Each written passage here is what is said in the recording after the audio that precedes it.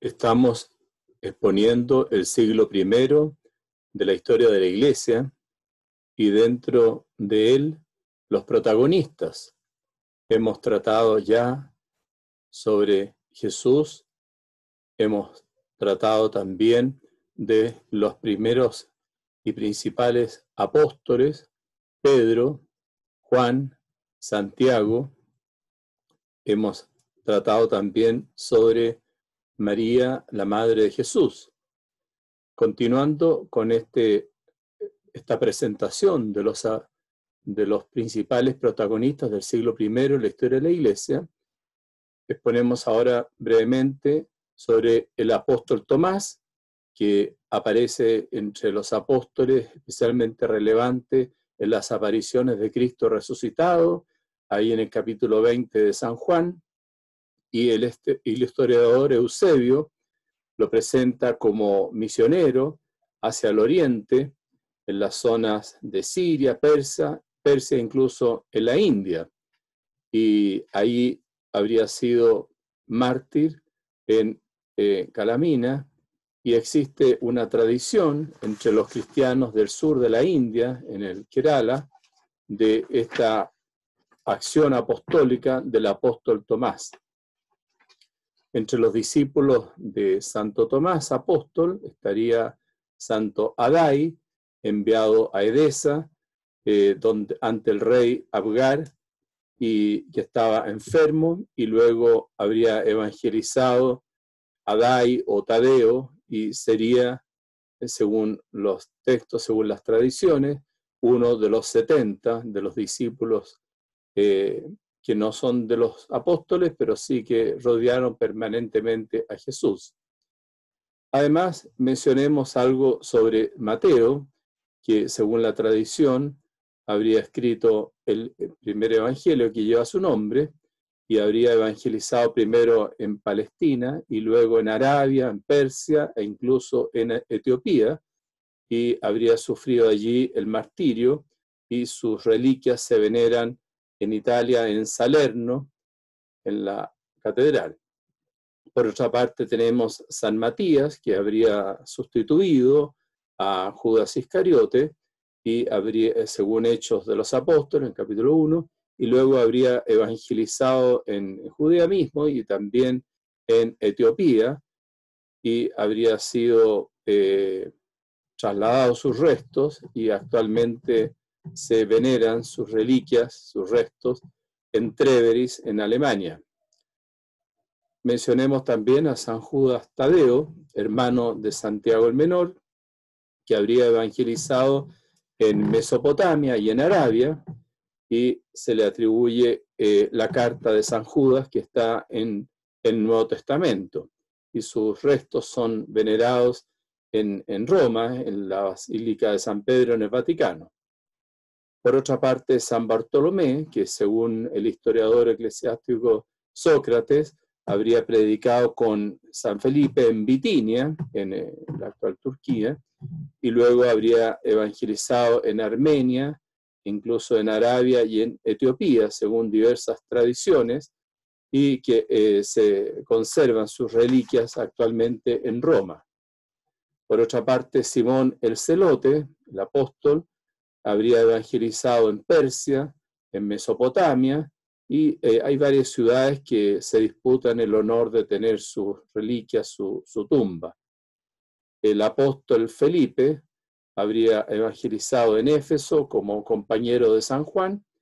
y luego en los alrededores, ahí mismo en Asia Menor, especialmente en Hierápolis, aunque a veces el apóstol Felipe ha sido confundido con el diácono Felipe, uno de los 7 mencionados en Hechos de los Apóstoles, en el capítulo 6, como de los primeros y notables diáconos que evangelizó en Samaria. Entre los grandes protagonistas del siglo I, después de Jesucristo y de María Virgen, principal es San Pablo. San Pablo ha sido el más grande misionero del siglo I, y el misionero de Europa, que evangelizó especialmente en la actual Turquía y en Grecia, y también su acción se habría extendido incluso hasta Roma. Es muy difícil fijar la cronología de su vida, pero normalmente se piensa que la conversión de San Pablo habría sido en torno al año 35, 36, y sus viajes misioneros, el primero puede haber sido por el año 46 hasta el 49,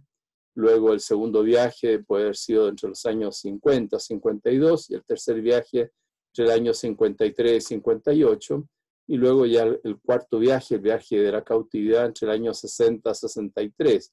Y es posible que después de ese cautiverio romano haya sido liberado y haya realizado otros viajes. Existe una tradición que habría evangelizado hacia el oriente, concretamente en Creta, según la carta a Tito, y incluso hacia el occidente, porque hay fuertes argumentos de una cierta presencia incluso de Pablo en Roma, y así aparece atestiguado ya por Clemente Romano, por Atanasio, por Jerónimo, San Cirilo de Jerusalén, en fin, San Juan Crisóstomo, San Epifanio. Incluso hay una tradición en España que lo vincula con la ciudad de Tarragona, donde hay una basílica antiquísima paleocristiana del siglo IV. En todo caso, el apóstol Pablo habría sido martirizado, decapitado en torno al año 67, y su tumba se conserva ahí mismo en Roma, en la Basílica de San Pablo Extramuros. Bueno, el Corpus Paulino es de lo más importante de los escritos cristianos primitivos. Tenemos 13 epístolas que se suelen clasificar en las primeras epístolas, primera y segunda Tesalonicense, después en las grandes epístolas, que son la carta a los Gálatas y a los Romanos sobre la justificación por la fe, y luego la primera y segunda carta a los Corintios. Luego el tercer grupo son las 4 epístolas a la cautividad, a los Filipenses, Colosenses, Efesios y Filemón, y luego finalmente las 3 epístolas pastorales, las 2 cartas a Timoteo y la carta a Tito. Entonces, ahora, entre esas epístolas siempre hay discusiones interminables sobre la autenticidad o no de algunas de ellas, y por eso se ha hablado del concepto de deuteropaulinas, especialmente para segunda Tesalonicense, para la carta a los Efesios, bueno, y eso siempre, incluso también para las epístolas pastorales. San Pablo es el más importante entonces de los misioneros del siglo I, pero su figura logró asociar a otros colaboradores suyos o discípulos de Pablo. Bueno, entre primeros colaboradores o que trabajó con él, San Bernabé, que fue quien lo acogió a Pablo, que era San Bernabé, era levita, era chipriota de Chipre, y habría evangelizado después cuando Pablo discutió con él al comienzo del segundo viaje, y Pablo se fue ya con Silvano. Bernabé, ya en vez de seguir con Pablo, se fue con San Juan Marcos hacia Chipre. Entonces San Marcos, la figura a quien se le atribuye el Evangelio de San Marcos, habría sido originario de una familia de Jerusalén, se llamaba Juan, era hijo de María, la madre de Juan Marcos, y bueno, una familia poderosa que tenía una casa grande en Jerusalén donde se reunían los cristianos en oración. Y bueno, Marcos habría sido entonces no de los apóstoles, sino discípulos que después participaron activamente. Participó en el primer viaje de Pablo con Bernabé, y ahí se devolvió a Jerusalén, y después ya al comienzo del segundo viaje, Marcos fue entonces ya con Bernabé, ya no con Pablo, y fue con Bernabé a Chipre. Después lo tenemos ayudando en Roma. También Eusebio le atribuye la fundación del cristianismo, de la iglesia en Alejandría, y habría sido martirizado y luego sus reliquias trasladadas hasta en la época medieval, hasta Venecia, donde ahí está la Basílica de San Marcos en Venecia. Bueno, también hay que mencionar a San Lucas, también evangelista, que habría sido colaborador de Pablo, que habla de su médico querido, y bueno, habría sido autor del Evangelio de Lucas y de los Hechos de los Apóstoles, y que habría acompañado, según la sección Nosotros de los Hechos, habría acompañado parte de la misión paulina, y luego habría asistido a Pablo también en el cautiverio romano, según se ve al final de la segunda carta a Timoteo. Bueno, el Timoteo, asociado por Pablo a su misión desde muy joven, ya en el segundo viaje, fue compañero auxiliar muy cercano del apóstol y recibió encargos importantísimos, como fue, en el fondo, presidir la comunidad, la iglesia de Éfeso. Entonces habría sido el primer obispo o un obispo de Éfeso. Y por otra parte, Tito, que habría sido, bueno, de origen más bien pagano, a diferencia de Timoteo, y habría sido colaborador de Pablo, y a quien Pablo le habría encomendado la organización de la iglesia en Creta, entonces sería obispo de Creta. Bueno, hay entonces una difusión en el siglo I de cristianismo por cierto, en primer lugar por Palestina, Judea, luego Antioquía de Siria, después por todo el sur, por toda la actual Turquía, ¿no es cierto?, Galacia, y todo el Ponto, Capadocia, en fin. Después ya en Grecia, tanto en la parte norte como Macedonia, Filipos, Tesalónica, Berea, en la parte sur, Corinto, Acaya, Atenas, y luego también se habría difundido más hacia el poniente, hacia Roma, el cristianismo en Roma, basado especialmente por obra de judio-cristianos anónimos, y luego colaborado por la pronta presencia de Pablo y de Pedro, principalmente, que habrían sido martirizados en Roma. Entonces, y ya el cristianismo en Roma después adquiere claramente, prolongando la figura de Pedro, entonces el primado, o sea, la presidencia sobre toda la Iglesia universal. Bueno, además de la difusión por toda el área norte del Mediterráneo, también se difundió el cristianismo. En